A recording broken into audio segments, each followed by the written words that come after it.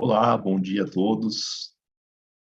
Muito obrigado, né, por estarem presentes hoje aqui nessa nossa maravilhosa oportunidade de poder encontrar, né, e escutar toda a sabedoria da Monja Coen. Gostaria de fazer, né, para a gente iniciar esse nosso momento, uma breve apresentação, né, da Nichiren Shu. Então, meu nome, em primeiro lugar, né, é Guilherme Otatsu Kiamura, né, eu sou Shami. A Shami é como a gente chama os monges aprendizes, né, na Nichiren Shu, e eu venho praticando, estudando budismo, né, já há algum tempo, sob a orientação do meu mestre, né, o reverendo Yodo Okuda. E então gostaria de falar um pouquinho a respeito da nossa escola, né, falar brevemente, né? Então, a Nichiren Shu é uma escola budista que foi fundada pelo mestre Nichiren Shonin. Ele nasceu no ano de 1222 e ele faleceu em 1282, né? Então, ele defendia, né, que o Sutra da Flor de Lótus, do maravilhoso Dharma, o Sadharma Pundarika Sutra, representa, né, o último ensinamento e também o ensinamento mais elevado do Buda Shakyamuni, né? E essa convicção, então, ela é confirmada através da prática da recitação do Odaimoku, né, que é a repetição da frase Namu Myoho Renge Kyo, que significa, né, eu tomo refúgio no Sutra da Flor de Lótus, no maravilhoso Dharma. Então, a gente acredita, né, que Nichiren Shonin agiu como um mensageiro do Buda, que nos orientou, né, a cultivar a nossa natureza búdica, que é uma qualidade inerente a todos os seres vivos, né, e também a estabelecer um modo de vida coerente, em harmonia, né, com o Dharma ensinado pelo Buda. Então, dessa forma, a gente pode transformar esse mundo no qual nós vivemos, né, numa terra pura do Buda, né, que é um mundo ideal e perfeito e em paz, né? Então, eu gostaria de apresentar também um pouco a nossa comunidade e para isso eu gostaria de passar a palavra então para o meu mestre, né, o reverendo Yodo Okuda. Então, Okuda Sensei, por favor. Bom dia a todos. Meu nome é Yodo Okuda, sou monge da Nichiren Shu e missionário oficial da nossa escola para o Brasil. Eu morei 9 anos no Brasil, onde aprendi o idioma, os costumes e características dos brasileiros e também aprendi a amor o Brasil. Já fazem 8 anos que voltei para o Japão, mas não desisti de minha missão, que é o propagar o budismo entre os brasileiros, e tenho dedicado minha vida para esse objetivo. Junto com os membros de nossa comunidade brasileira, temos realizado muitas práticas e aulas online, incentivado a formação de grupos de prática regionais e também viajo 2 vezes ao ano para o Brasil para realizar workshop. A nossa comunidade ainda é pequena, mas tenha certeza que continuará a manter viva a mensagem do Buda do Sutra do Lotus e de Nichiren Shonin. Gostaria de devolver a palavra ao Shami Otatsu para que ele continue com a apresentação de nossa professora tão especial, Monja Coen Roshi. Muito obrigado, Okuda Sensei. Então, bom, apesar de eu acredito que a Monja Coen Roshi dispensa apresentações, mas como vocês devem saber, né, ela é uma líder religiosa espiritual brasileira, né, fundadora da comunidade Zen budista, né, Zen do Brasil. Ela nasceu em São Paulo, né, e teve a sua formação religiosa no Japão, onde ela se formou, né, na tradição Soto Zen em 1983. Então, a Monja Coen Roshi, né, é uma das mais conhecidas, se não a mais conhecida representante do budismo no Brasil, né, e é uma importante difusora, né, da filosofia e da prática budista em nosso país, né? Ela é autora de diversos livros e também é reconhecida por seu trabalho, né, em prol do diálogo interreligioso e para a promoção da paz, né? Então, a Monja Coen, ela é uma figura muito respeitada e admirada, né, não somente entre os praticantes do Zen budismo, mas do budismo geral, e também por pessoas de outras religiões, né, outras comunidades de outras crenças, bem como também por aqueles que buscam nas mensagens dela uma vida mais equilibrada, mais saudável, né, mais consciente.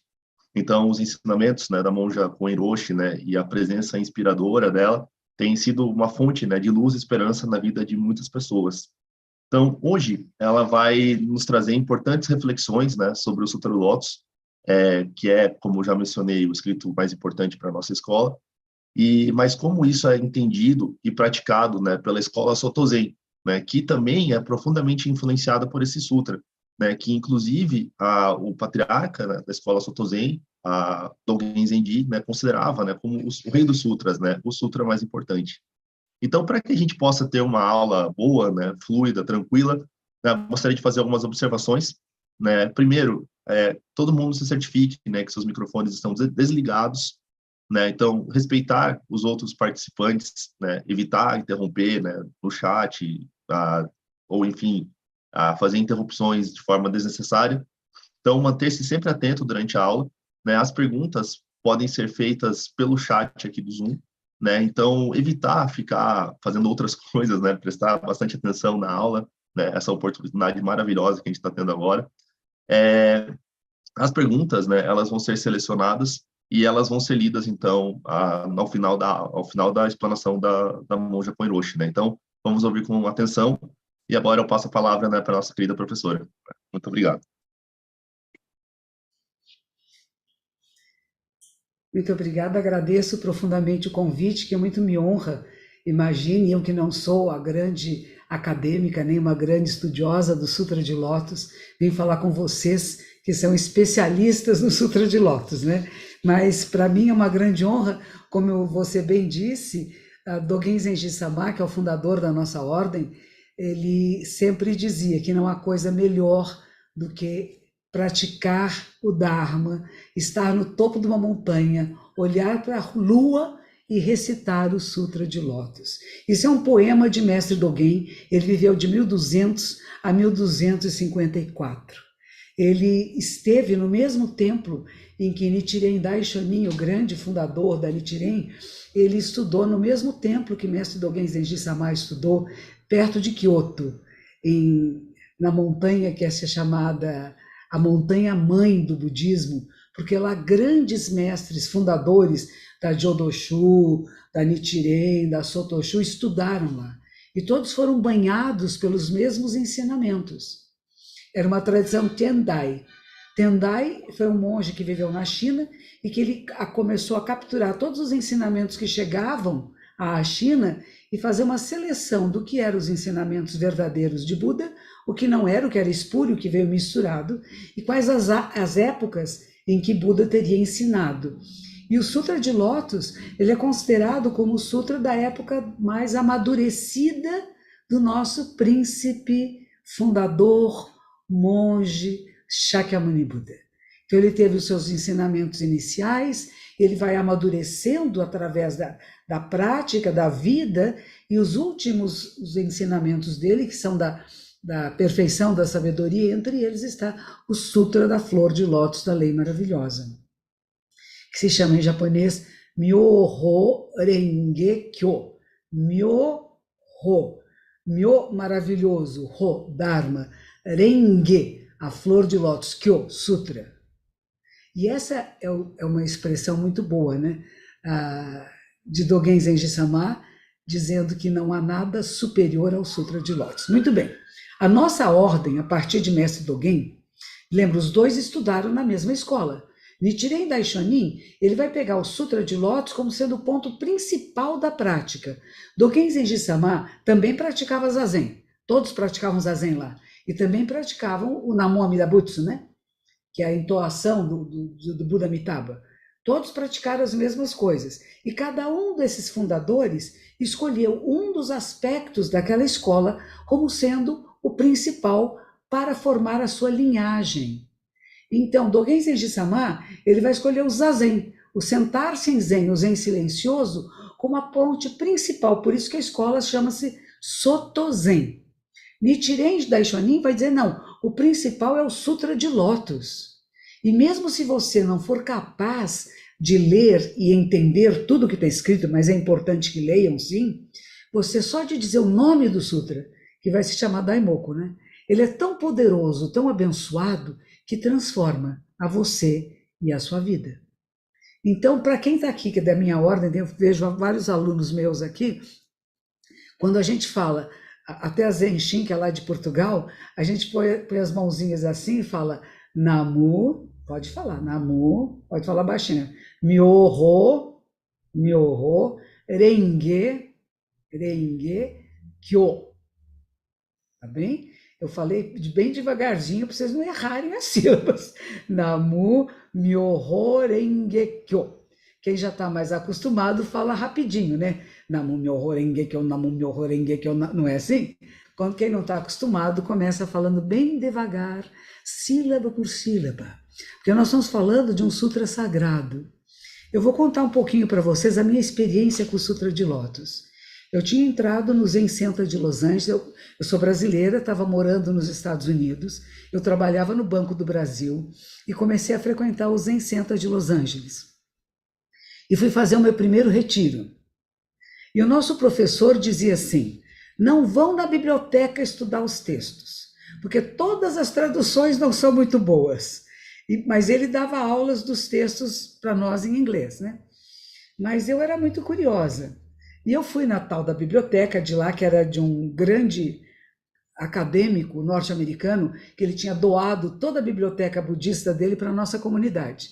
E lá estava, veja quem eu encontrei lá, o Sutra da Flor de Lótus da Lei Maravilhosa, esta versão aqui. Mas eu peguei e eu comecei a ler, e eu li, e tinha uma orientação de que se você vai ler o Sutra de Lótus, não deve ler mais nada. E que você deve ler apenas esse sutra e deve terminar em 1 semana no máximo. Mas se dedique a essa leitura. E nós estávamos entrando num retiro de 1 semana. É um retiro de silêncio. Mas cada vez que eu ia para os meus aposentos, nos intervalos das práticas de Zazen, eu comecei a ler o Sutra de Lótus. E comecei a me maravilhar. Nessa época aconteceu uma outra coisa interessante. Eu dormia, meu aposento era em cima da sala de meditação. Era uma sala que os professores usavam para fazer entrevistas individuais com os discípulos. E tinha uma janelinha com gerânios na janela, sempre aberta. E umas abelhinhas, umas vespas abelhinhas entraram e começaram a fazer uma colmeia bem no lustre do meu quarto. Ora, colmeia, abelha é perigoso, a gente não sabe que tipo de abelha é. E elas ficavam ali. E eu lendo o Sutra de Lótus, muito emocionada com o Sutra de Lótus, que é maravilhoso, né? Que é extraordinário mesmo. Eu recomendo quem não leu que leia, mas não é ler a toda, não. Porque o que eu tive que fazer com isso aqui, quando eu estava no Japão, foi traduzir. Quando eu estava muito triste, muito aflita, que eu não entendia japonês, que eu não entendia direito o que estava acontecendo naquele mosteiro. Eu subia para a biblioteca, pegava o Sutra de Lótus em inglês e traduzia para o português. Porque quando a gente traduz, a gente pensa 2 vezes. Você entende em inglês, e aí você tem que procurar a palavra em português para dar sentido. Então é uma leitura mais profunda. Muitas vezes a gente lê correndo assim, sabe? Mas tudo bem, você pode fazer uma leitura corrida uma primeira vez, mas uma segunda vez, com mais cuidado. Por que essa palavra foi escolhida? Qual o sentido naquele momento histórico dessa manifestação, né? Mas eu sei que as abelhinhas lá... E eu comecei a rezar. Mas eu pus incenso embaixo. Eu não mato nenhum bichinho, é uma coisa minha, né? Não sei, quem se torna budista fica assim esquisito, sabe? A gente não mata mosquito, não mata borboleta, não mata nada. Não mata formiga, não mata escorpião, não mata nada. Então estava eu lá, falei, como é que eu vou tirar essas abelhinhas daqui? Eu sei que a abelhinha não gosta de fumaça, né? Então peguei um incensário, pus vários incensos e ficava incensando, elas não iam embora. E aí eu rezei com toda a minha devoção, Namu Myoho Renge Kyo, Namu, e fiquei imaginando as abelhinhas saíram, pois não é que saíram? Não é que saíram? Foi o meu primeiro contato com alguma coisa que você, claro, você usa a sua intenção mental também, né? Se eu não estava pedindo, eu quero um carro, eu quero uma comida, né? Não era nada disso. Eu tinha um bichinho ali que podia ser prejudicial, não só para mim, mas para os professores, que quando eu não estava no quarto dormindo, usavam metade desse aposento para entrevistas individuais. E é perigoso ser até abelhinhas lá. Se a pessoa tem medo, quer afastar, ela pode morder, picar e pode ser muito perigoso. Então, a prece que eu fazia para que elas saíssem, não é que eu não gostasse de abelhas, Não é que eu não quisesse uma colmeia ali, mas ali não era o lugar adequado. E elas foram embora. Eu consegui ler durante esse retiro o sutra inteirinho, inteirinho, inteirinho, e fiquei maravilhada. Foi um dos melhores retiros que eu fiz na minha vida. Quando terminou o retiro, o professor, o nosso professor naquela época, que já faleceu, Maezo Miroshi, pediu para eu ser atendente dele, levar um incenso quando ele ia na frente do altar fazer uma prece. E eu sei que eu fiquei um pouquinho atrás dele no altar, ele colocou o incenso, eu voltei para trás, e de repente eu me enchi de lágrimas. Eu não estava triste, nem estava contente, eu fiquei comovida. Existem umas coisas extraordinárias na nossa vida, que é você poder acessar esse lugar de uma emoção pura, que não tem um sentido, eu me iluminei. Não me iluminei nada. Eu fiquei comovida dessa leitura que eu fiz em uma semana, e eu fiz essa leitura fazendo zazen, todos os intervalos era silêncio e meditação. Não falei com ninguém durante 7 dias, apenas li o sutra. E no final, eu fui abençoada que o meu professor pediu para eu ser atendente dele e levar o incenso que ele ia colocar no altar. E na hora que ele colocou o incenso no altar, eu me lavei em pranto, mas não é que não tinha soluço, não tinha nada. Era só lágrima, assim, bonito, que escorria, né? Falei, que coisa linda. Então eu tenho uma relação também muito íntima de perceber a riqueza do Sutra de Lótus. Fui para o Japão, fui ordenada monja, pedi para ir para o Japão, fui para o mosteiro feminino em Nagoya, e lá, assim como era em Los Angeles também, a gente tem um livrinho de sutras, é um livrinho pequenininho, os sutras diários. E todos os dias, de manhã, nós lemos 2 capítulos do Sutra da Flor de Lótus da Lei Maravilhosa. O primeiro se chama o capítulo 25, Poema do Portal Universal de Kanzeon Bodhisattva, de Kannon Bodhisattva. Nós lemos só a parte que é em poema. Todo o Sutra de Lótus, ele é escrito em prosa e em verso. A parte de prosa é mais longa. E no nosso mosteiro em Nagoya, nós lemos inteirinho a parte da prosa e depois do verso. E esse poema é belíssimo, que fala que Kannon Bodhisattva, vocês sabem quem é Kannon, né? Kan é a capacidade de olhar, de ver em profundidade. É observar profundo, observar de longo alcance. Yon são os sons. Não é ouvir os sons, é ver os sons. Observar os sons. Perceber as necessidades do mundo e atender essas necessidades verdadeiras. De novo eu vou dizer, não é aquilo, eu quero um docinho, eu quero uma balinha, não é isto. Qual é a necessidade? Kannon Bodhisattva, que simboliza a compaixão ilimitada, é a capacidade nossa, humana, também, de olhar em profundidade, ver a necessidade verdadeira e atender o que é verdadeiro. Não o que é superficial, o que é tolo, mas o que é importante. Eu anteontem fiz uma palestra para uma empresa japonesa que vocês conhecem, de câmeras fotográficas, de copiadoras, chama Canon. O dono dessa empresa, em 1930 mais ou menos, ele era muito devoto de Kannon Bodhisattva.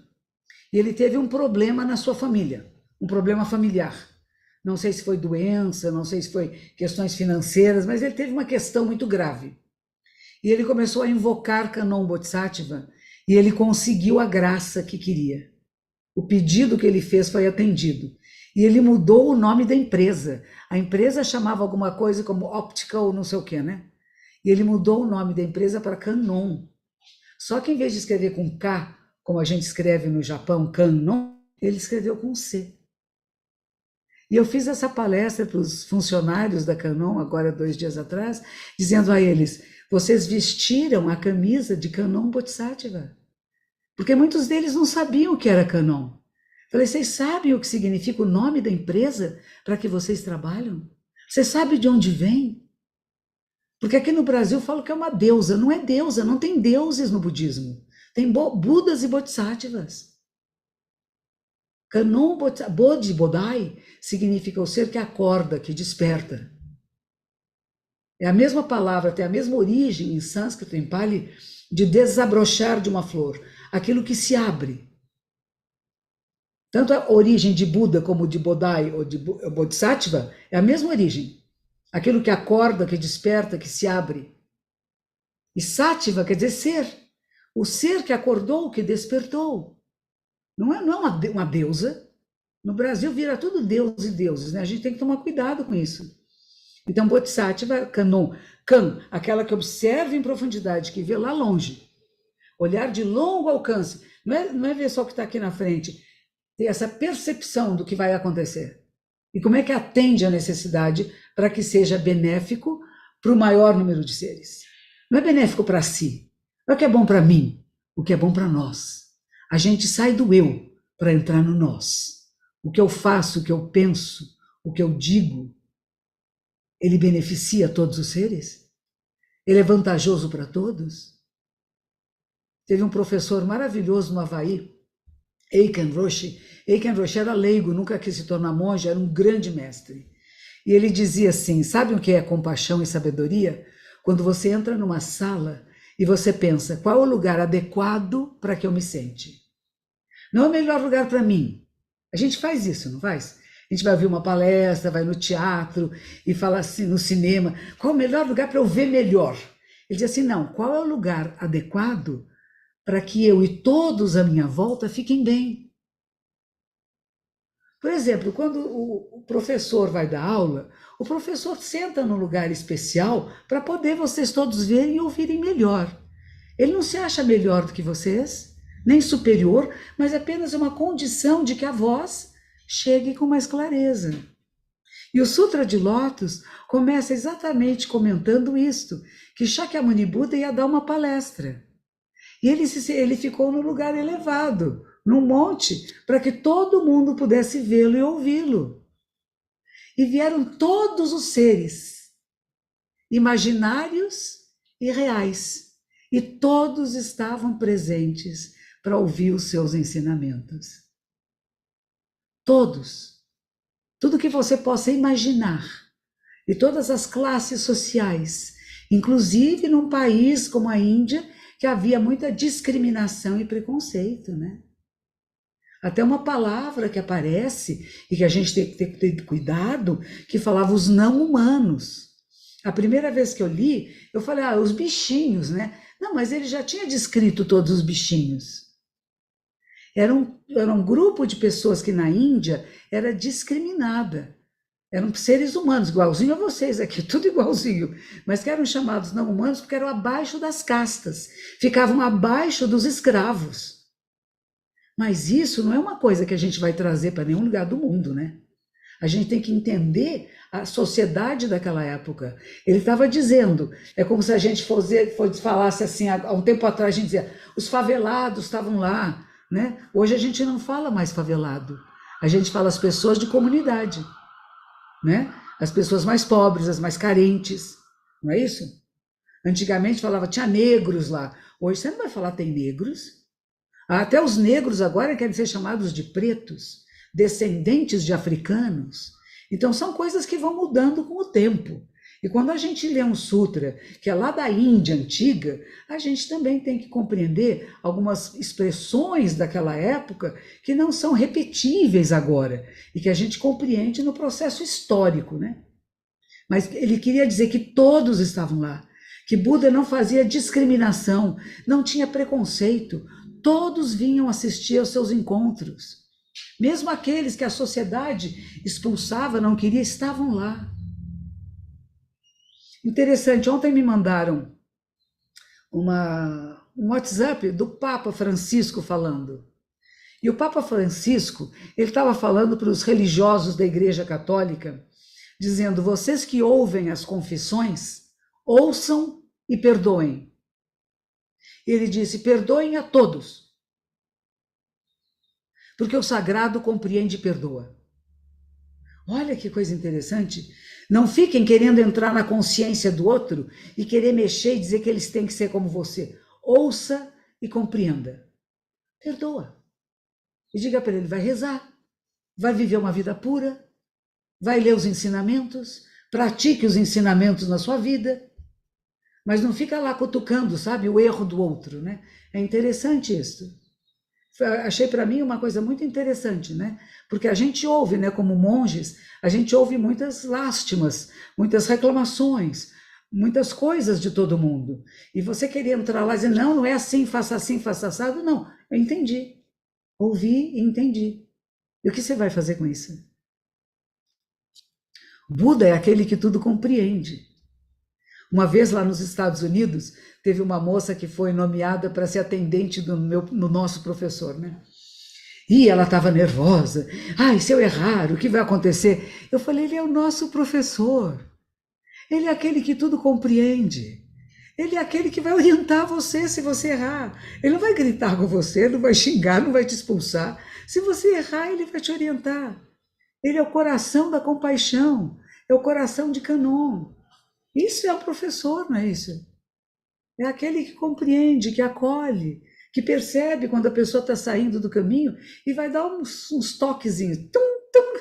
Às vezes a gente não, se falar muito direto, a pessoa não entende. Mas você dá uns toquezinhos, tum, tum, e a pessoa vai entrando na linha, da sua própria vida, né? Mas então, o primeiro sutra que a gente lê de manhã cedo, a gente fica em silêncio, desde o último zazen da noite anterior, na minha ordem, na Sotoshu, né? A última meditação da noite, ninguém mais pode falar. Só depois do zazen da manhã, a meditação da manhã, acabou a meditação da manhã, a gente vai para a sala de Buda, onde o primeiro sutra que a gente lê é o poema do Portal Universal de Kanzeon Bodhisattva, capítulo 25. Vocês que são da Nichiren, leiam e estudem com cuidado, porque ele é precioso. Eu fiz uma tradução. A minha diz assim: honrado do mundo, estamos falando com quem? Possuidor de todos os sinais sutis. Estamos falando com Buda, né? Novamente, permita-me perguntar sobre os relacionamentos desta criança Buda. Por que razão é chamada de Kanon? É a primeira pergunta. Nós nos dirigindo a Buda. Por que esta criança Buda, esse bebê Buda, é chamado de Kanon? E Buda responde: ouçam, Kanzeon pratica o bem em todos os locais e direções. Fez um voto vasto e profundo como os oceanos, inconcebível na sua eternidade. Vocês fazem votos? É preciso fazer voto, gente. Voto da sua vida. Voto de fazer o bem. O bem para todos os seres, não é bem para vantagem pessoal. Isso é consequência. Quando nós cuidamos de tudo e de todos, você é cuidada junto. Mas se eu primeiro, eu vou me iluminar, esse euzinho nosso, ele é importante. Mas tem que pôr ele no seu lugar. Não deixar ele tomar conta de nós. Porque senão nós nos afastamos, nos distanciamos das outras pessoas, né? Ficamos nos achando melhores que os outros, superiores aos outros. Não somos. Somos semelhantes. Iguais não, semelhantes. Todos com a mesma capacidade de acessar a mente Buda, a mente Kanon, a mente da compaixão e da sabedoria. Mas se não houver prática, não há realização. A prática em si é a manifestação. Não é que eu vou praticar e um dia vou virar, não. No momento que você está praticando, você é o sagrado. Você é Buda, você é Kanon. Você é o Sutra. Aliás, Dogen Samá escreve um texto maravilhoso, né? Ele disse assim, que às vezes é ele que gira o Sutra, né? Ele fica lendo o Sutra, girando as páginas. Às vezes é o Sutra que gira ele. Porque você lê e você se modifica. E ele diz, e o terceiro aspecto é quando tudo que existe é o Sutra. O Sutra gira o próprio Sutra, porque você se identificou com. Você se tornou esse Sutra. Esse Sutra não é um papel, uma coisa separada de você. É a sua vida. E quantas analogias maravilhosas, né? Uma que eu gosto demais é aquela do filho pródigo. Tem na Bíblia, gente, é parecido com o cristianismo. O filho pródigo, o menino de uma família riquíssima, que vai embora de casa, se perde no mundo, esquece que ele é rico. E vive de esmolas, vive mendigando. Mas o pai, e o pai é simbólico de Buda, né?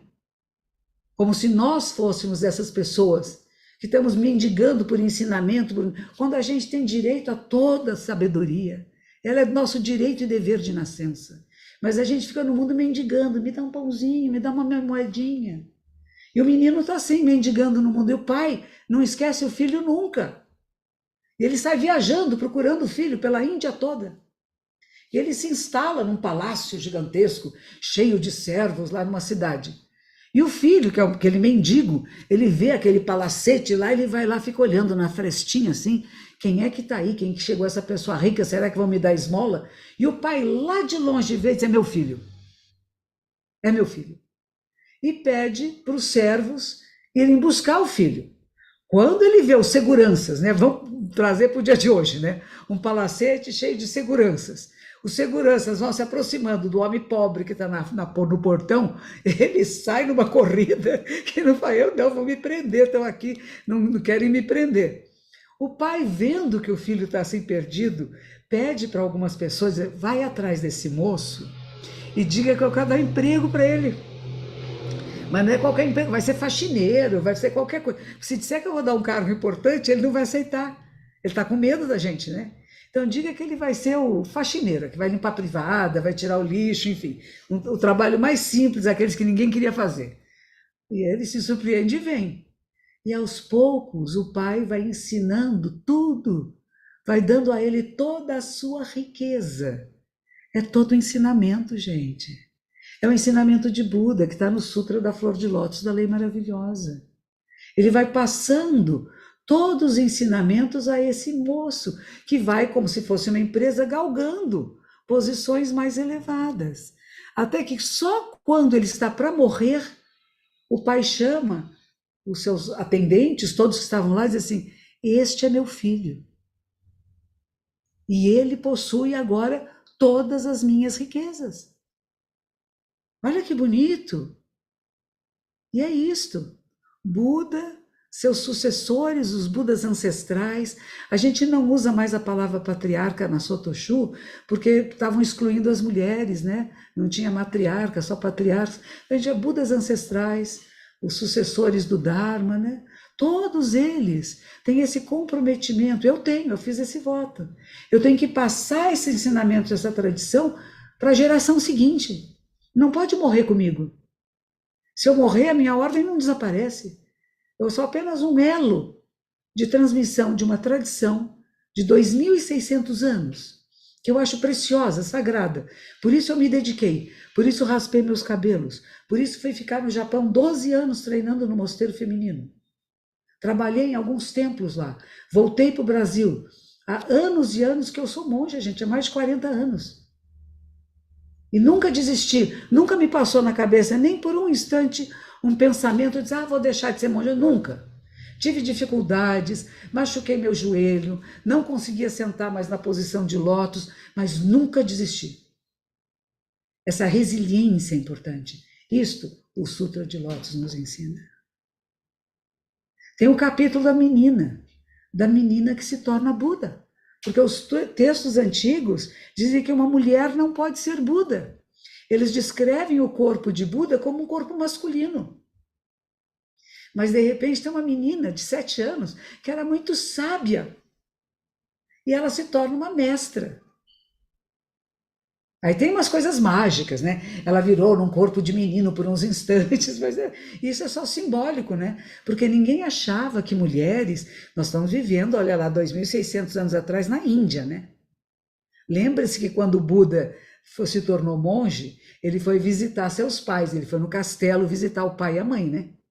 A mãe adotiva, que a mãe dele morreu quando ele tinha 7 dias de nascimento.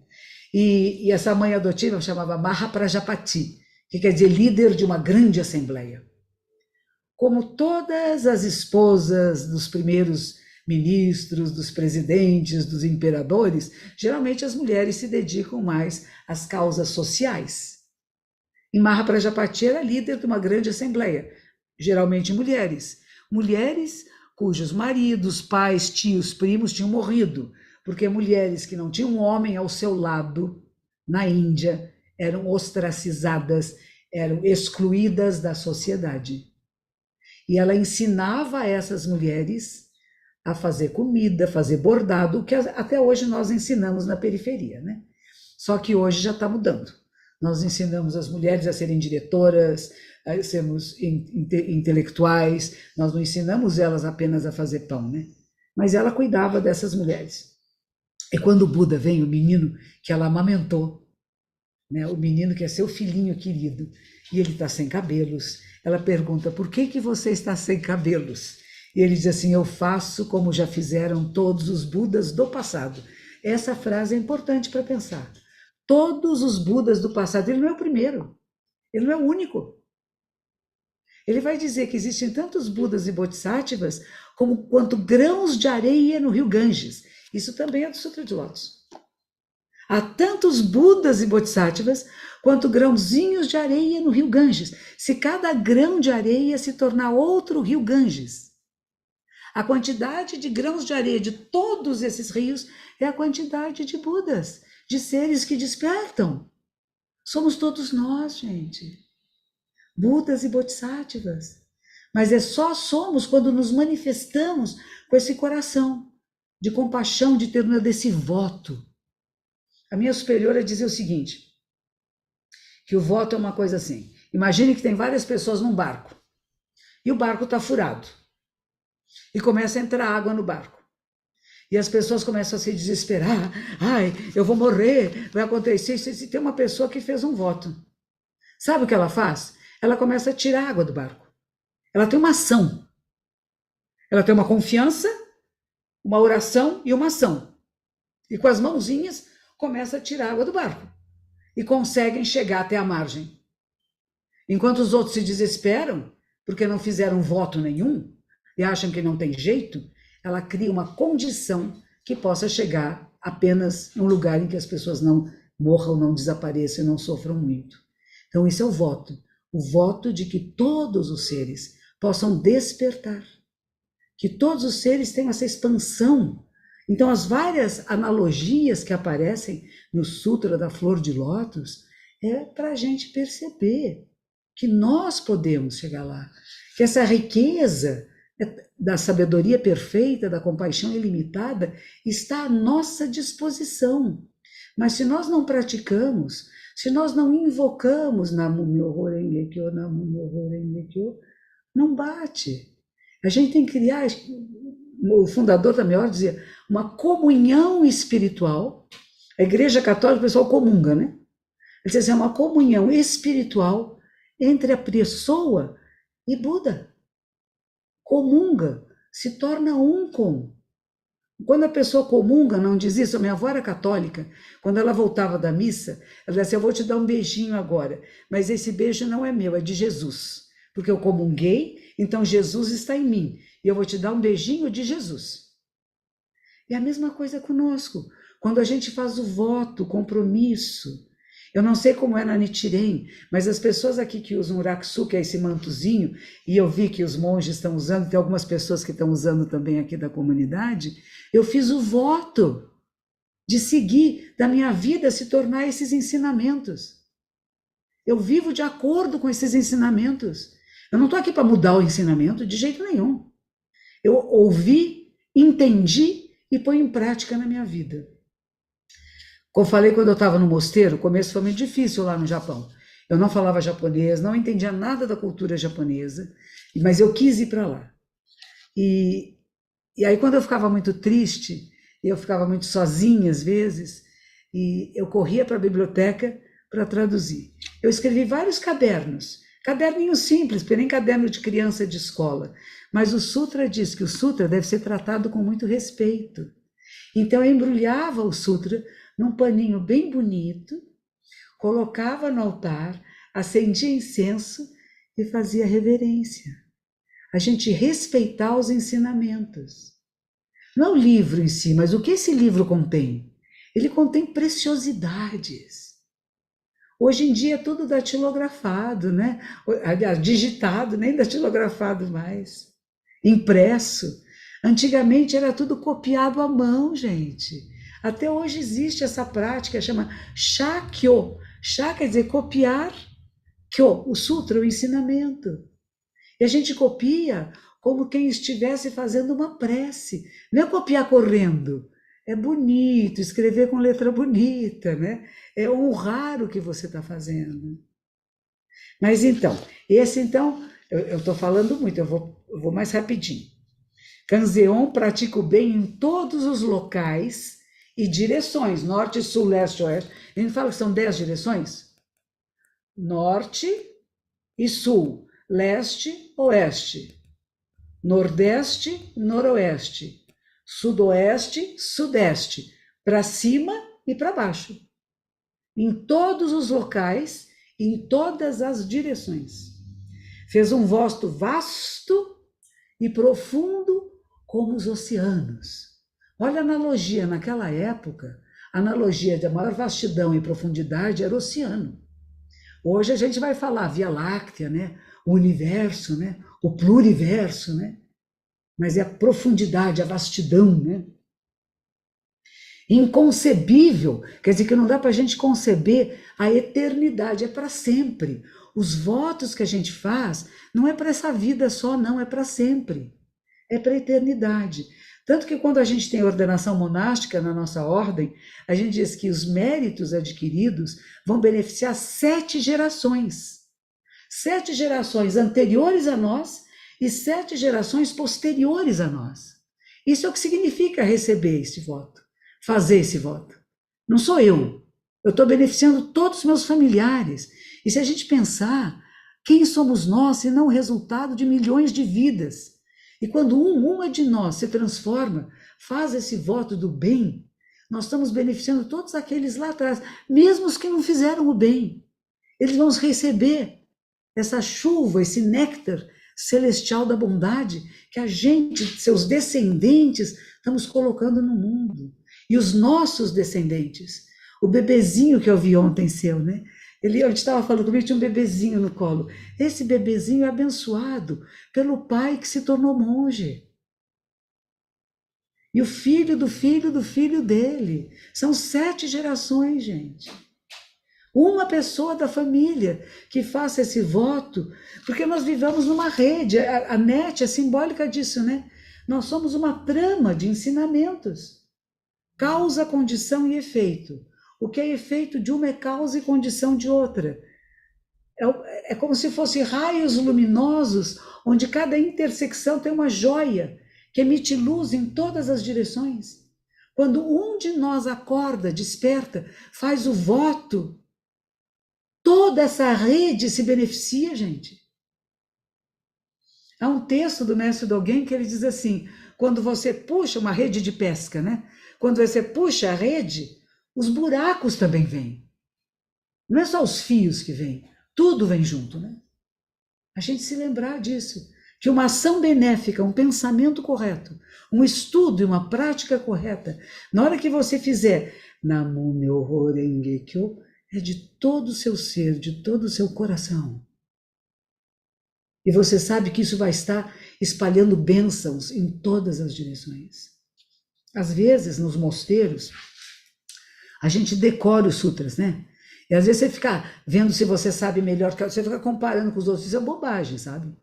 Uma vez eu fui falar com a minha superiora, e eu falei para ela, porque aquela monja, não sei o que, ela disse, por que você está olhando para ela? Olhe para Buda.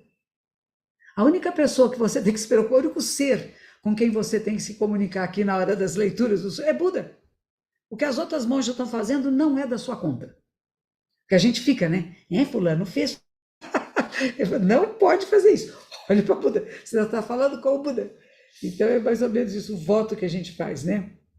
E foi ao servir infinitos Budas, servir. A gente quer ser servido, né? Vamos servir aos outros. Vamos disponibilizar nossa vida para fazer o bem aos outros. O que é adequado, o que é bom. Não o que eu quero, o que é bom nesse momento. E foi a servir infinitos Budas que despertou, olha a palavra-chave, né?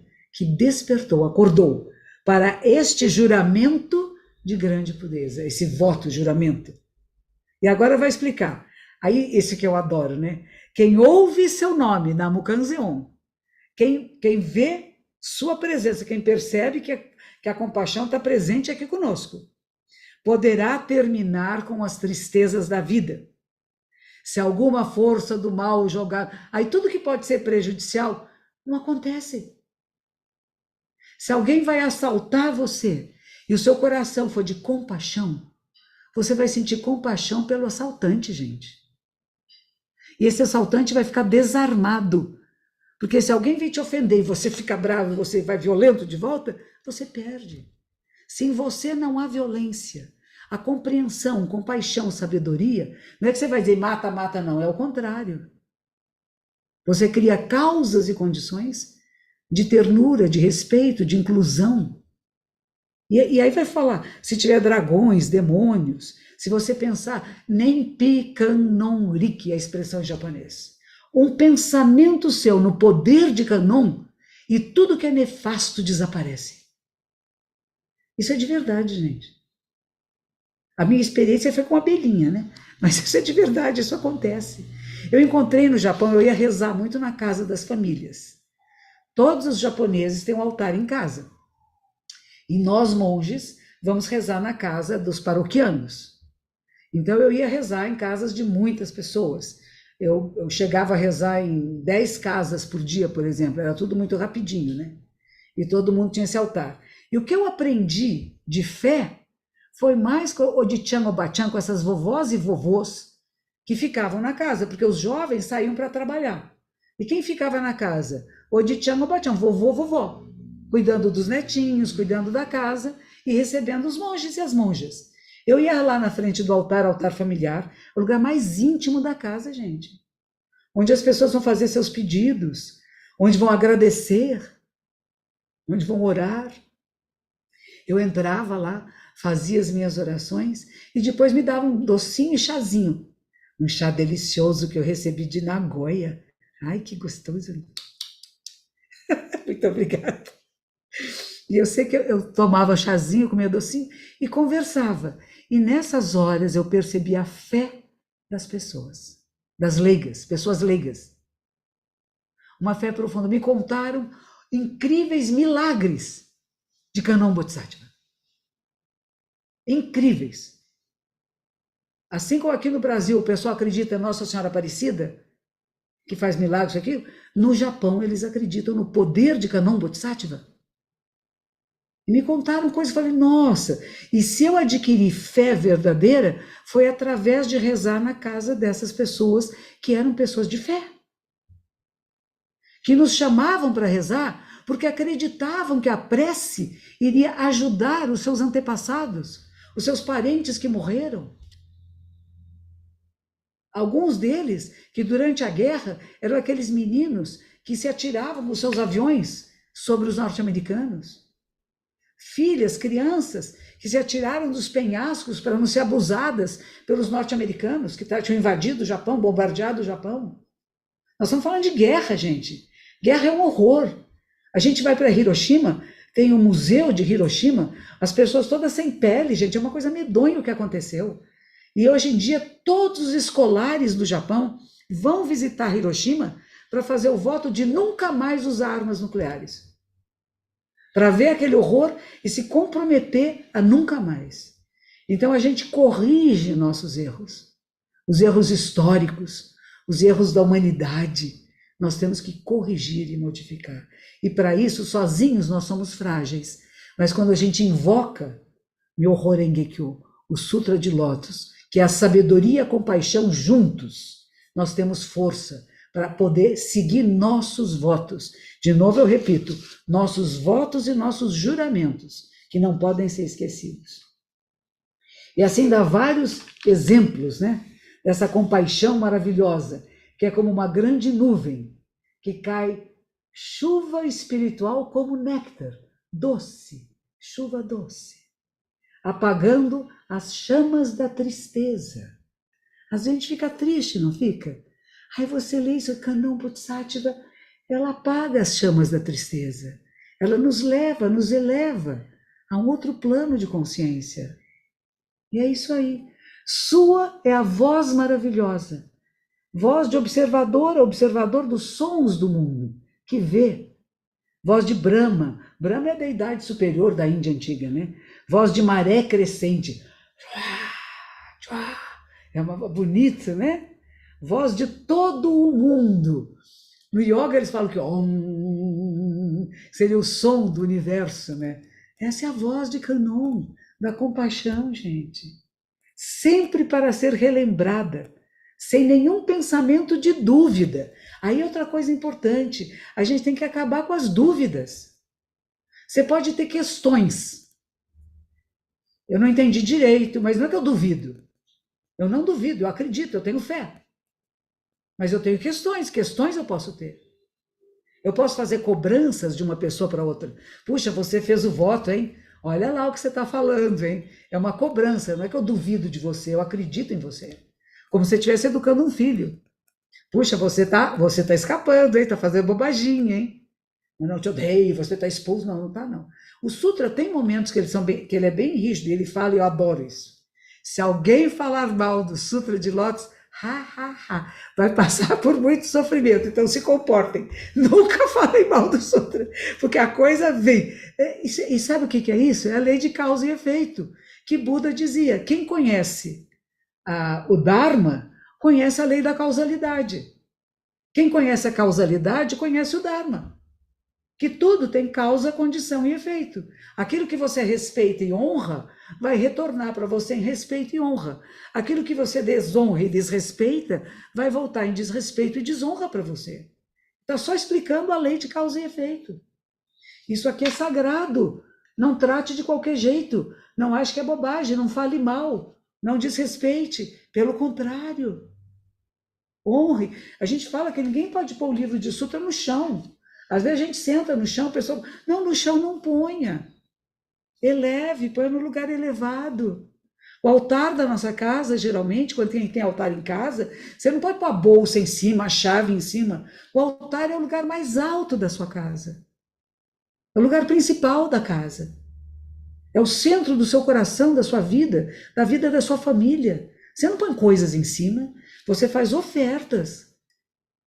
No altar, lá no Japão, veja o altar do sensei lá do Roshi, tem oferta no altar dele. Tem 3 pontinhos azuis aí, não tem? Na sua tela, se você puser. Põe no do Yodo Yokuda Sensei, põe lá na telinha dele, tem 3 pontinhos, não tem? Você aperta esses 3 pontinhos, tem um lugar que fala chat, embaixo fala marcar. Aí você põe no marcar, olha, viu lá atrás? Olha, tem umas ofertas, tem aqueles embrulhinhos ali, ó. Do lado dessa flor de lótus, tem aqui, tem um vaso enorme dourado, tá vendo? É a flor de lótus. A folha da flor de lótus, o botão da flor de lótus, a flor de lótus despertando, tá vendo? E ali do lado, olha lá, tem uma porção de ofertas. Ali não põe oferta lá em cima da estátua, né, do meu Horengeko. Ele põe ali embaixo. É isso, gente. A gente faz ofertas. E as ofertas são de baixo para cima, e não de cima para baixo. Porque eu já vi gente... Eu já vi gente que põe as coisas, chega em casa e põe a bolsa em cima do altar. Não, a bolsa não vai em cima do altar. Põe o seu altar mais em cima, e se só tem um lugar baixinho para pôr, você se lembra que em cima não vai nada, não pode pôr mais nada. Com olhos de compaixão, observando a todos, infinito oceano de bênçãos, capaz de ser alívio e salvação. E é isso que nós, monges, nos comprometemos a ser esse elo de conexão entre Kanon Bodhisattva, Buda, o Myoho Renge-kyo, toda essa sabedoria e as pessoas. E que as pessoas venham nos consultar, venham dizer, puxa, fiz isso, fiz aquilo. E a gente dizer, puxa, eu entendo você, não faça mais.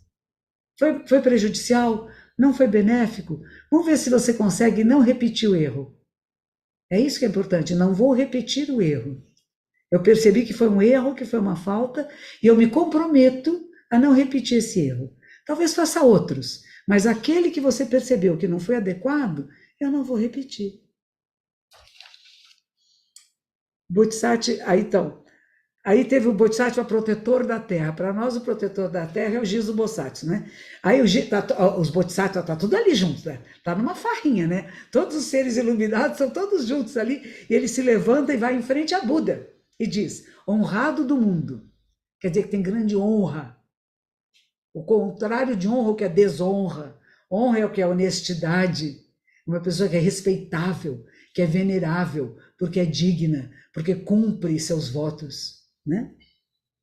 Saiba que não são poucos os méritos de quem ouvir essas atividades superiores e o poder e transcendental, o poder que vai acima de tudo, que passa por tudo, de Kanon Bodhisattva, que foram aqui entoados. Ao escutar a explicação de Buda, 84 mil pessoas, 84 mil, hein? Um estádio de futebol lotado.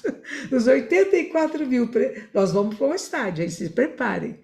Nós vamos fazer o meu Horegekyo num estádio de futebol lotado. Os 84 mil presentes na Assembleia elevaram seus corações à iluminação incomparável, obtendo e obtiveram a Noktara Samyaku Sambodai. Obtiveram a mente desperta, a sabedoria, a compaixão ilimitada. Só de ouvir os méritos de Kanon, mas é ouvir, entender e pôr em prática na vida, no seu corpo, na sua existência. E agora eu vou mostrar qual é o outro que a gente lê, para vocês verem que bonito. Esse aqui a gente lê no final da liturgia matinal. Ele começa com a Kanon Bodhisattva e a liturgia matinal termina com o capítulo 13, que é o poema da longevidade do Tathagata. Nyorai Juryohonge. A gente lê o Ge. Juryohon é a parte em prosa, e Ge é o poema, em que vai dizer, aí é Buda falando, é Buda que está falando.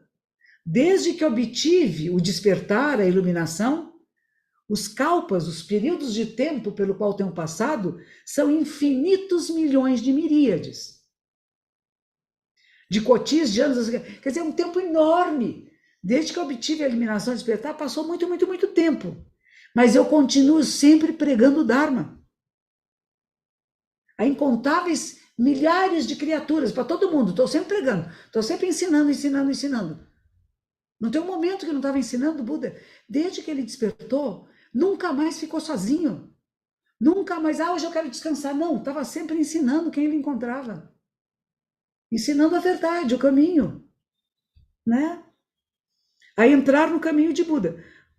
A fim de salvar todos os seres, de libertar todos os seres das amarras do sofrimento, da dor, da insatisfação, por métodos táticos, por meios expedientes, revelo Nirvana. Nirvana é o grande tranquilidade. Verdadeiramente ainda não estou extinto. Isso é para dizer que Buda jamais morre. Acho que já está acabando o tempo, né? Eu vou terminar agora. Esse aqui, porque já é o fim da vida de Buda, né? Mas o fim da vida de Buda é dizer que a vida de Buda não tem fim. Que Buda está sempre presente neste mundo. Que Buda não morre. Buda não desaparece. A gente nunca fala Buda morreu. A gente fala entrou parinirvana, no grande nirvana final. Mas ele está vivo em nós, que somos seus herdeiros e herdeiras. Nós que nos comprometemos e fazemos o voto de manter a tradição viva e passar para as outras gerações. Então, o que vocês têm de Nichiren Daishonin, o que vocês têm, o Sutra da Flor de Lótus da Lei Maravilhosa, é considerado o rei dos sutras, o Sutra dos Sutras. E voltando àquilo que Mestre Dogen, o fundador da minha ordem, dizia, às vezes sou eu que giro o Sutra. Eu viro as páginas do Sutra. Às vezes, o Sutra vira as minhas páginas. A minha maneira de ser, de pensar, ela vai sendo transformada pelos ensinamentos. Até que chega um momento que tudo que existe é o Sutra. E é o Sutra girando o Sutra. E eu começo a perceber os ensinamentos em todo lugar que eu vou. Na árvore, é lindo isto. O Sutra de Lótus diz, você olha para uma árvore, a árvore é feita de joias preciosas. Você já percebeu que as árvores, que as folhas das árvores são joias preciosas? Você começa a ver um mundo diferente. Um mundo plano, de lápis lazuli. É de uma beleza incrível a vida no planeta Terra, gente. Onde nós estamos, aqui é o local sagrado. Aqui é a terra pura. Não é lá, é aqui.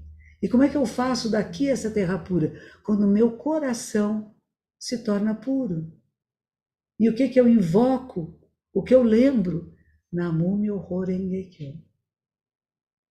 Força, gente. É possível. Nós todos juntos transformamos a realidade. Nós podemos acabar com guerras, com aflições, com diferenças sociais.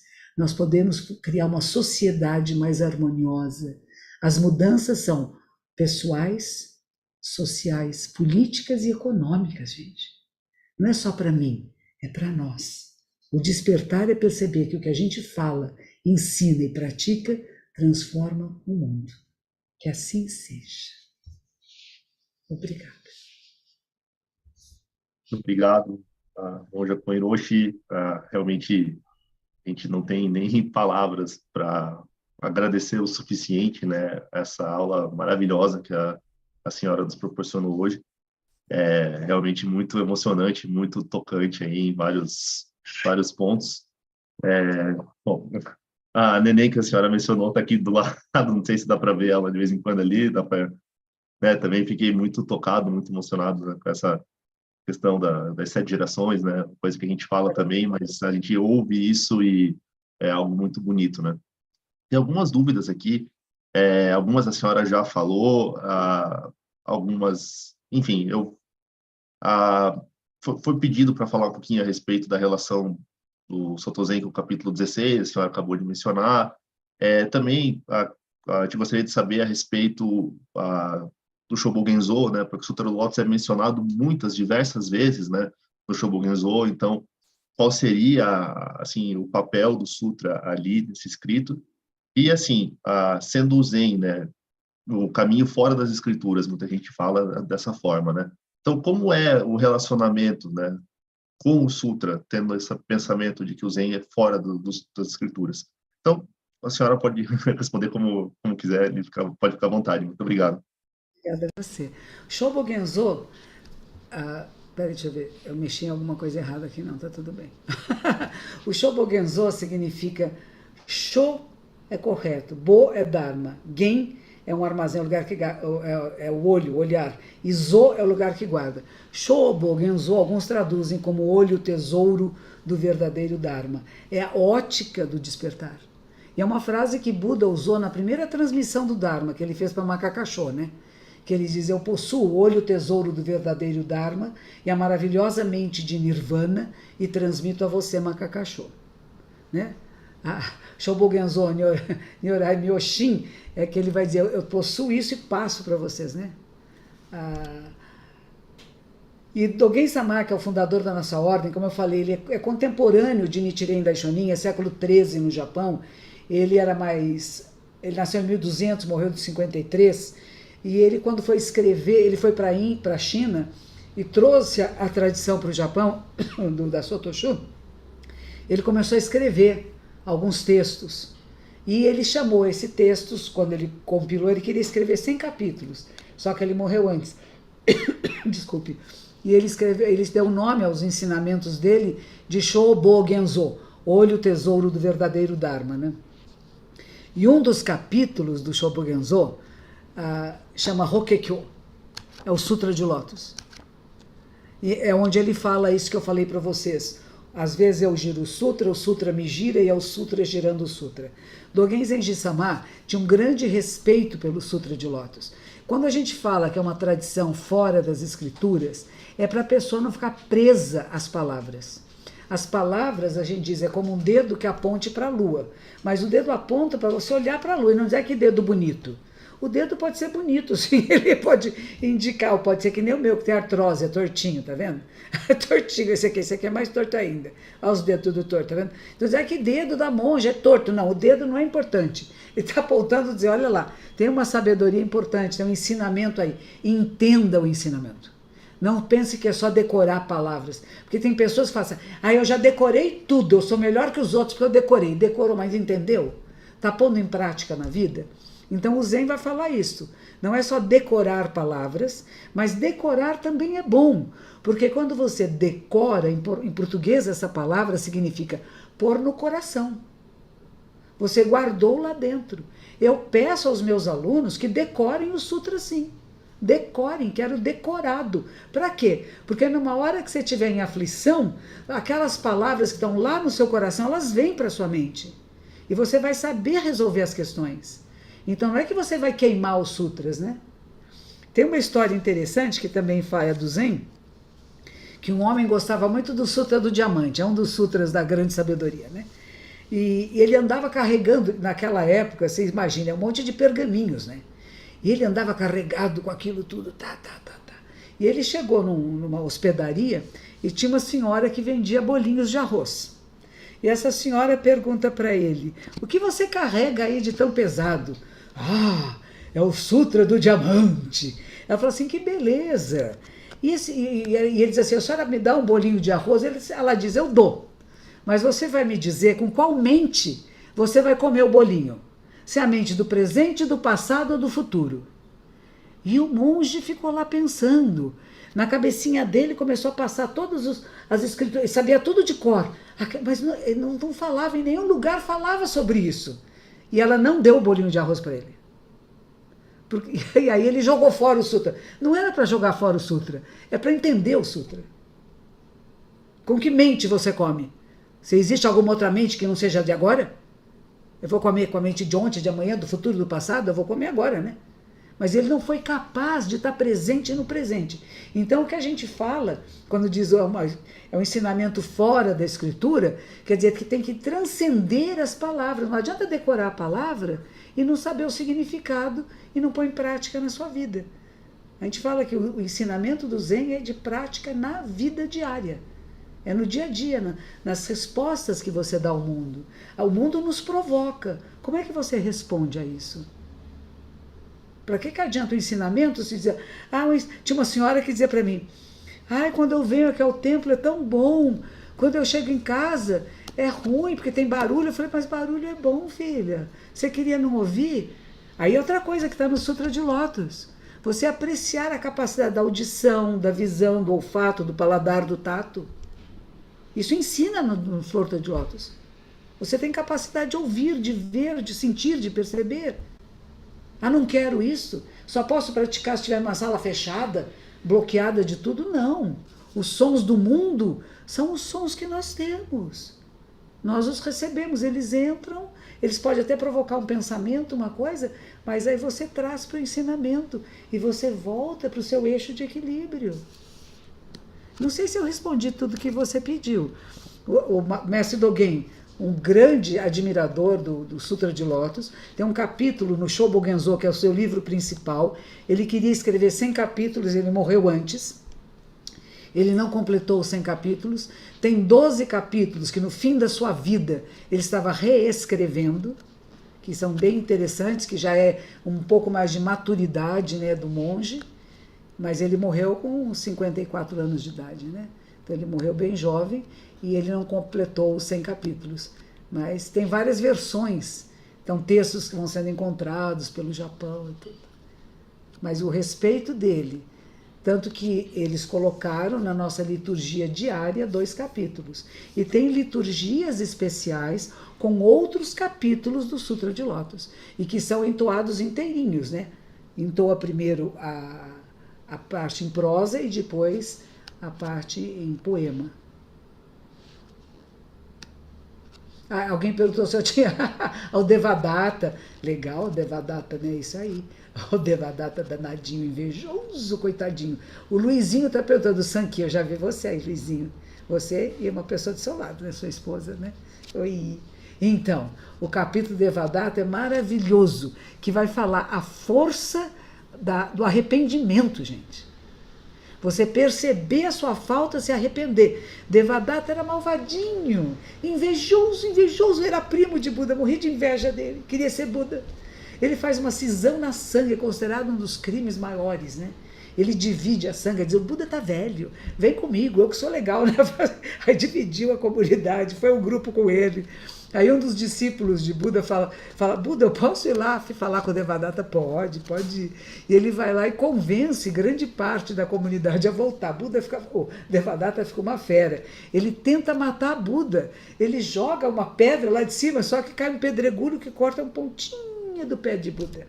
Se uma pessoa que tirar sangue de Buda, nossa, está perdido. Fez um crime gravíssimo, né? É uma coisa gravíssima. E ele matou uma monja, danadinho. Até uma mulher monja ele chegou a matar o Devadatta. Ele era bem ruinzinho, né? Mas na hora que ele está morrendo, na hora que ele está nos seus últimos estertores e começa a aparecer os mundos intermediários, ele começa a dizer Namushaka. Ele não chegou nem a terminar, nem falou Muni nem Buda, mas só de ter invocado, naquele momento ele se arrepende e reconhece que Buda era o grande mestre. E por isso aparece um outro mundo intermediário para ele. Não daquele grande sofrimento onde ele cairia, mas menos sofrimento, porque houve o arrependimento. Então esse sutra é importantíssimo, esse capítulo, né? A força do arrependimento que transforma karma prejudicial que a gente possa ter produzido e que viriam coisas muito violentas contra nós, mas se você se arrepender, você muda, você transforma isso. Não chega a ser tão dramático, né? Tão sofrido, né? E tem a história da menina, a filha do rei dragão, e que ela aparece como sendo uma grande mestra. Sim, a questão, o que esse sutra também coloca é a posição das mulheres, que mulheres podem se tornar Budas, que mulheres têm a mesma condição de iluminação, do despertar que todos os seres humanos têm. Então não é só para homens, como muitos dos sutras anteriores falavam. Então é muito importante por causa disso. Ele vai falar do arrependimento e da inclusão do feminino, que os outros sutras não falam muito sobre isso, né? E outra coisa importante também é a inclusão da comunidade laica. Eu acho que isso é muito importante, né? Que aquele que se dedica que faz o voto, mesmo que tenha a sua família, seus filhos, e hoje em dia nós, monges e monjas, podemos ter família e filhos, né? Houve uma época no passado que tinha que cortar tudo, né? Nunca mais via nem pai, nem mãe, nem filho, nem irmão, nem nada. Hoje em dia não é assim. Mas nós entramos na grande família, a família da humanidade. Essa é a diferença. A nossa prioridade não são apenas... Por exemplo, ele agora gostaria de estar segurando a filhinha no colo, né? Ai, que gostoso dar beijinho na filhinha. Mas ele fez um voto de estar aqui conosco, de ser monge. Então ele abriu essa sala para conversar conosco. Ele vai abraçar a filhinha dele depois. Então a gente fala, tem pequenos sacrifícios que a gente faz, né? Quando a gente faz o voto. Porque o voto é que vai liderar a nossa vida, né?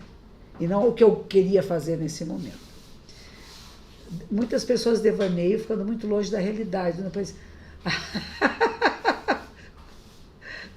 Pois é, a ideia é essa, né?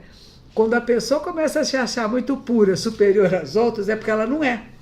Não é verdade?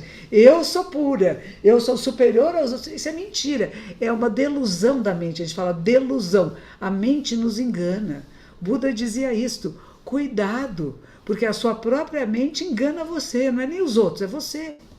Por isso que preciso olhar para dentro e falar, peraí, estou me achando, peraí, menos, eu não sou tudo isso. Eu tenho falhas, tenho erros. E o mundo é sempre de conflitos. Mas os conflitos, em vez da gente querer evitá-los e dizer não pode ter conflito, não. Ele pode nos fortalecer. Porque como é que eu resolvo esses conflitos? Por que isso chegou até mim? Eu conheço um monge que é da Terra Pura, lá de Brasília, chama Sato Sensei. E uma vez, há muitos anos atrás, teve um grupo interreligioso, nós estávamos todos juntos, e alguém disse, nós vivemos numa época muito difícil, tantas diferenças sociais, tantos problemas. E ele disse, que maravilha, que época que nós vivemos agora. Como que nós usamos a nossa vida? Como é que nós usamos a nossa inteligência, a nossa espiritualidade e os ensinamentos para libertar todos os seres? Nos deram esse presente, esta época em que estamos. Então não fale mal do mundo nem da época que está, mas como que você faz que haja menos conflitos. E os desafios, você aceite os desafios para você se tornar um ser humano melhor. Para você poder colocar os ensinamentos em prática na sua vida. Não é alguma coisa que você faz separado, tem que ser no dia a dia. quando alguém vem e ofende você. Lembra daquele monge que dizia assim, em inglês é never despise, aquele pessoal, você é burro, você é besta, você é isso e aquilo, vocês um dia vão virar Budas, vocês vão virar... O pessoal ficava mais bravo ainda, batiam nele e diziam assim, não tem importância, porque um dia vocês vão virar Budas, né? É essa confiança de que se estão fazendo besteira, estão desafiando, estão em conflito, é porque ainda não despertaram. Mas a gente também não provoca, ele provocava, né? Aí apanhava, mas ele nunca se lamentava. Ele não dizia assim, ai, coitadinho de mim, não me entenderam, eu que sou bom e bonitinho, bateram em mim, me xingaram. Xingaram porque era tudo que eles tinham para dar. Bateram porque não sabiam fazer afeto. Quando eu trabalhei uma época com crianças de rua, né, que eram recolhidas pela prefeitura, e a forma de carinho entre delas era falar palavrão. Um xingava o outro. Mas xingar o outro significa eu vejo você. Você não é invisível. Porque a questão dos moradores de rua é invisibilidade. Outro dia eu estava andando na Avenida Paulista, estava num carro, sentado do lado do passageiro, e uma moradora de rua veio andando na frente do carro, na nossa direção, com uma carinha muito brava. E eu fiquei pensando, olha o que a invisibilidade faz. Ela quer ser visível. Ela quer ser vista. Ela precisa de atenção.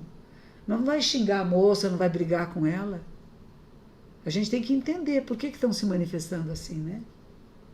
É isso aí. Que pode esperar mais do que a fé. Qual a importância? Fé e compreensão. Pois é, isso aí. A fé é essa confiança, né? O Gage quer que eu fale do Bodhidharma. O Bodhidharma é o seguinte, tinha um monge lá na Índia, né? É da sucessão de vários monges, né? Shakyamuni Buda, tem uma linhagem. Aí tinha um que chamava Bodhidharma, ele era filho de príncipe também. E o professor dele, que nem eu falei, monge, está procurando sucessor. Não é um só, são vários. Quem é que vai me substituir? Quem é que vai ficar aqui? Se eu morrer, quem vai continuar? Mesmo que eu não morra, quem é que vai abrir outros templos? Quem é que vai ensinar os seus vizinhos? Quem é que vai estar difundindo os ensinamentos? Monge é assim, está sempre lá. E esse monge estava procurando, e ele viu uma luz no céu. Na Índia é tudo assim, é tudo luz. Aí viram aquela luz e ele um castelo. E ele chegou nesse castelo e o rei tinha 3 filhos. E ele falou, estou procurando o meu sucessor, e tinha uma luz bonita aqui. Aí ele pega a joia mais preciosa que ele tem e dá para esse monge. E aí ele chama o filho mais velho. O filho mais velho entra na sala e fala, nossa, o meu pai deu para o senhor essa joia maravilhosa. O meu pai considera muito o senhor. Conversaram um pouco, o menino foi embora. Aí veio o filho do meio. Nossa, meu pai deu a joia mais brilhante de todas para o senhor. Meu pai considera muito o senhor. Ele fala, muito obrigada, foi embora. Aí chega o filhinho mais novo, que olha, ele não fala nada da joia. E eu quero dizer, o que você acha dessa joia? Ele fala assim, nada. A joia mais preciosa é o Dharma. O brilho superior de todos são os ensinamentos sagrados. Aí o cara fala, esse aqui é o meu menino. É esse aqui. Só que ele era muito criança. Ele diz, agora não vai. Quando ficar mais mocinho, eu venho buscá-lo. E realmente, quando ele é adolescente, ele vai lá e ele segue esse professor até os 60 anos de idade. Porque tem gente que logo quer virar professor, né? Não, agora não preciso mais de professor, eu sei tudo sozinho. Até os 60 anos, veja, ele era uma criança, dos 16 anos aproximadamente, aos 60. Ficou mais de 40 anos com o seu mestre, mais de 50 anos quase, né? E aí o mestre deles para ele, vai mandar isso para o país, vai levar isso para a China, leve para lá, leve os ensinamentos. Foi difícil a travessia, quase morreu. E, de novo, cada vez que tem essas travessias pelos mares, Mestre Dogen, Bodhidharma, todos, quem é que eles invocavam quando tinha maremoto? Namukanzeon, Namukanzeon, Namukanzeon, e o vento vinha e o maremoto ia embora. Na entrada do mosteiro de Eiregi, do Japão, que é da sede, nossa sede principal, tem uma imagem de Kannon Bodhisattva em cima de uma flor de lótus. Uma folha. Que seria o barquinho, porque quando o barco que ele estava quase afundou, ele subiu na popa sozinho, lá todo mundo lá dentro escondidinho, e começou a rezar Namukanzeon, Namukanzeon, Namukanzeon, e aquela ventania, aquelas nuvens escuras foram embora. E eles chegaram onde tinham que chegar. Isso é fé, gente. Você está perguntando o que é fé? É isto. Fé e compreensão. eu confio, agradeço, me entrego. Quando a gente faz o refúgio nas 3 joias, né? Retorno e me abrigo em Buda, retorno no Dharma Sangha, Namukye Butsu, Namukye Ho, Namukye So, é entrega. Eu me entrego porque eu confio, porque eu sei que essa tradição, que esse ensinamento é como um pai amoroso que é forte e me segura, que eu posso me atirar de cima do muro e que essa pessoa me pega e me segura. Isso é fé, confiança, entrega. Mente de principiante, a gente não pode perder a mente de principiante. Eu já sei tudo, eu já li o sutra, não preciso ler de novo, leia de novo. Por isso que a gente fala que são clássicos. É como música. Eu já ouvi Mozart. Nunca mais vou ouvir Mozart porque eu já ouvi Mozart. Não. É gostoso, é agradável, é benéfico. Tem sempre uma passagem que eu não entendi direito. E eu estou diferente agora. E agora, quando eu leio o Sutra, nesse outro momento da minha vida, eu vou compreender de uma forma um pouquinho modificada. Então, é um processo incessante de aprendizado. A mente de principiante é isto. O que é isto? O que significa isso? Não é dúvida, é questões. Deixar que as questões venham e que você vai clarificando, clarificando. Qual a melhor forma de responder a seguinte pergunta a uma pessoa evangélica? Como o budismo vê Jesus? Bom, olha, uma vez perguntaram isso para o Dalai Lama, eu achei isso muito inspirador.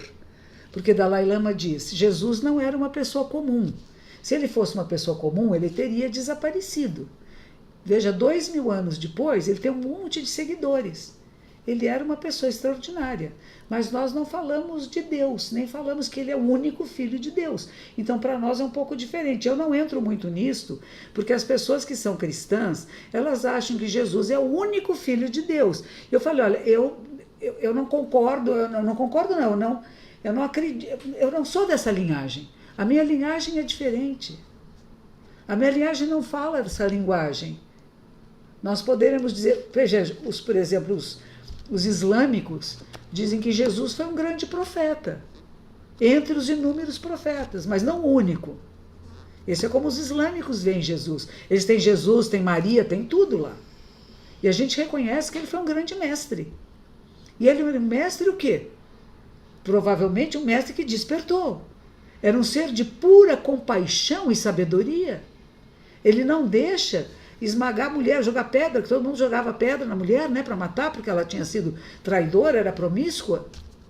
E o que ele fala, tire a primeira pedra quem não tem pecado, ele traz uma reflexão às pessoas que todos falhamos. E vamos respeitar as outras formas de vida, vamos respeitar os outros seres.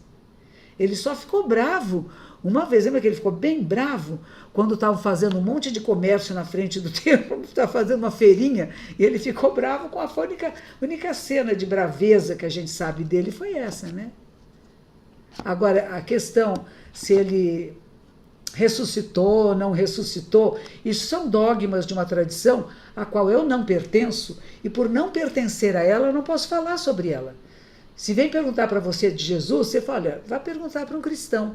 Eu posso falar para você de Myoho Renge Kyo, posso falar de Nichiren, posso falar de Buda. Porque como eu não me aprofundei nessa tradição, eu não me sinto capaz de conversar sobre ela, de discutir se concordam, concordo, discordo ou não discordo, porque não é a minha tradição espiritual. O encontro interreligioso não é um querendo provar para o outro que a sua religião é melhor que a dele. É para perceber que existem linguagens diferentes, mas tem um propósito comum. Ontem um fotógrafo veio pedir para fazer fotos minhas para a Arquidiocese de São Paulo. A Arquidiocese de São Paulo vai pôr uma porção de fotos de religiosos de várias tradições diferentes para dizer, estamos juntos pelo bem da humanidade. Somos diferentes pelo bem da humanidade, que não é toda igual. Temos tradições diferentes, porque tocam diferentemente o coração das pessoas. Então não é comparar e dizer igualzinho, não é. Como é que o budismo vê Jesus? Olha, o budismo não vê Jesus, porque Jesus nasceu 600 anos depois de Buda. Então não há nenhum comentário de Buda sobre Jesus. Nenhuma expectativa sobre Jesus. Então o budismo não vê Jesus, porque Jesus não tinha nascido. Eu, como budista atual, posso dizer que respeitamos muito as tradições de origem cristãs. Respeitamos, mas não somos iguais. E essa história de comparar a religião é muito delicado. Só deve fazer essas comparações quem tem anos na sua própria tradição. E uma coisa importante é isso. Como podemos fazer com que as pessoas se aprofundem na sua tradição? Reflitam sobre a sua tradição. E não apenas queiram mudar de tradição, né? Bom, muito bem. Agora vamos encerrar. Teremos muito mais oportunidades. Sim, senhor. E vamos lá, vamos todos juntos, talvez abrir o microfone e fazer Namu Myoho Renge Kyo, ou você vai falar alguma coisa e o Sensei Hiroshi vai falar alguma coisa? Muito obrigado, Hiroshi. O Okuda Sensei agora também gostaria de fazer umas palavras de agradecimento. Então, gostaria eu também agradecer a senhora por toda a disponibilidade, todo o carinho, né, a dedicação que teve conosco aí durante essa aula, né, a sua explanação. Muito obrigado. Também muito obrigado por ter respondido todas as perguntas. Agora, então, vou passar a palavra para o reverendo Yodo Okuda, para ele finalizar e fazer agradecimentos. Muito obrigado.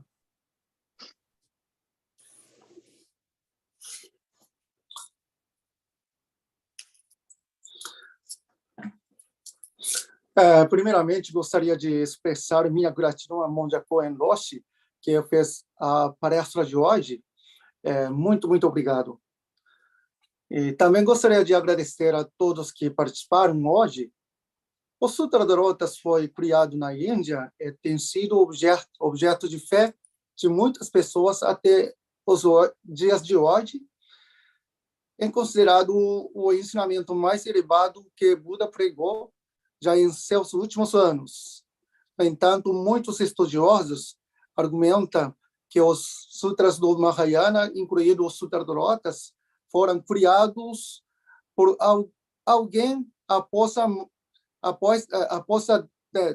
depois de Buda.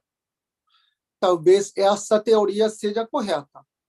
Podemos inferir isso, por exemplo, a partir do conteúdo do 13º capítulo do Sutra do Lotus. A criação dos sutras do Mahayana ocorreu em um contexto em que o ensinamento de Buda estava se tornando cada vez mais fragmentado e exclusivo para os praticantes monásticos, deixando de lado o socorro aos leigos, que era algo essencial. Uma das razões para isso era a hostilidade entre monges e leigos. O Sutra do Lotus apresenta dois pilares importantes, que são os ensinamentos sobre a realidade dos fenômenos e o Buda eterno Shakyamuni, cuja existência e realização transcendem o tempo e o espaço. Além dessas vários outros conceitos essenciais, um deles é a igualdade, que pode ser expresso também como harmonia. O Sutra do Lotus ensina que não apenas os bodhisattvas, mas também os monásticos e leigos que estavam em conflito, bem como seres malignos, animais, plantas e outros, podem todos igualmente se tornar Budas. Isso é conhecido como a natureza búdica em todas as coisas. O Sutra do Lotus afirma que, embora todos os seres vivos sejam diferentes em termos em contexto e circunstanciais, todos estão igualmente ligados ao caminho do Buda. Essa é apenas a minha conjectura, mas acredito que os praticantes que transmitiram o Sutra do Lotus para as gerações futuras se preocupavam que as pessoas do mundo continuassem lutando pelas doutrinas de Buda e eles próprios ouviram diretamente a voz de Buda por meio de sua prática profunda. Essa experiência direta da verdade do Sutra do Lotus é algo que muitos grandes mestres budistas alcançaram ao longo da história. Tiantai, um dos grandes mestres da China, foi um deles. Além dos patriarcas fundadores, como o grande mestre Tendai Saicho, Dogen Zenji e Nichiren Shonin. É por isso que o Sutra do Lotus e transmitido como um ensinamento maravilhoso até hoje. Para mim, o Sutra de Lotas é, sem dúvida, o ensinamento último e mais elevado pregado por Buda. A propósito, a primeira Constituição do Japão, composta por 17 artigos e promulgada pelo príncipe Shotoku em 604 d.C., foi estruturada com base no Sutra de Lotas. Essa primeira frase é: valorizamos a harmonia. O legado desta harmonia está profundamente enraizado até os dias de hoje. Além disso, o Sutra de Lotas fala sobre a salvação das três eras. Desde o passado eterno, todos receberam igualmente as sementes do Buda, e mesmo que tenham tomado um caminho mais longo no passado, agora, encontrando os ensinamentos do Buda, têm a garantia de que podem alcançar a iluminação no futuro. Atualmente, estou falando do Japão, no lado oposto ao Brasil no mundo. Aqui eu tive a oportunidade de receber a palestra sobre o Sutra de Lotas da Monja Koen Roshi. Assim, o fato de que podemos nos encontrar além de distâncias, tempo, fronteiras e raças, e a maior prova de que estamos conectados ao Buda desde o passado. Aqui todos nós sentimos fortemente que estávamos presentes quando o Buda Shakyamuni pregou o Sutra de Lotas no Monte Brihadrakuta, e que nos reunimos agora através da Monja Koen Roshi, transcendendo o tempo. Eu nasci e cresci em Nagoya, onde a Monja Koen Roshi se aprimorou na prática. Além disso, eu morava na mesma área onde fez seu treinamento, que se chama Fujimidai, e que possui uma escola primária onde eu estudei. Fujimidai significa plataforma de observação para o Monte Fuji. Embora eu não sabia se é verdade ou não, dizem que no passado era possível ver o Monte Fuji a partir de lá, que fica a cerca de 200 quilômetros de distância em linha reta. Se isso for verdade, mesmo sem conhecer o caminho, seria possível chegar ao Monte Fuji caminhando enquanto à vista. No entanto, é possível perder o Monte Fuji de vista se entrarmos em algumas áreas urbanas. Então, precisamos de um mapa para esses momentos. Devemos caminhar olhando o mapa com cuidado. Também há muitos bons restaurantes nas áreas urbanas. Se entrarmos em um restaurante e comermos muitas coisas deliciosas e ficarmos satisfeitos, podemos esquecer nosso objetivo original de caminhar até o Monte Fuji. Nesses momentos, devemos olhar para o Monte Fuji novamente e renovar nossas intenções. Peço desculpas, talvez vocês estão pensando sobre o que exatamente ele está falando, né? Quando eu mencionei Monte Fuji, estava me referindo ao sagrado Pico da Águia, onde o Buda pregou o Sutra de Lotas. E quando falei do mapa, estava me referindo ao Sutra de Lotas em si. E nós, da escola Nichiren, recitarmos o Daimoku de Namu-myoho Renge-kyo, que eu comparei o olhar para o Monte Fuji novamente. Por fim, na nossa escola Nichiren, recitarmos o Daimoku de Namu-myoho Renge-kyo.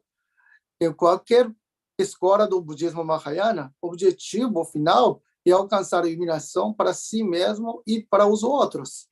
Seguramos o Sutra de Lotas em nossas mãos e para não perder de vista nosso objetivo final, recitarmos o Daimoku como se estivéssemos olhando para o sagrado Pico da Águia. Agora gostaria de recitar o Daimoku 3 vezes com todos vocês e encerrar esse nosso encontro. E Gachô, por favor, todo mundo Gachô, por favor. Namu Myo Renge Kyo. Namu Myo Renge Kyo. Namu Myo Renge Kyo. Muito, muito, muito obrigado. Muito obrigado. Muito obrigado, Koen Roshi. Muito obrigada, agradeço muito suas explicações, a memória toda que você trouxe agora, que o senhor trouxe agora, meus parabéns. Eu espero que todos vocês não se esqueçam do que ouviram hoje. E se esquecerem, lembrem-se de olhar para o Monte Fuji, lembrem de olhar para Buda, para o sagrado, e de Namu Myoho Renge Kyo.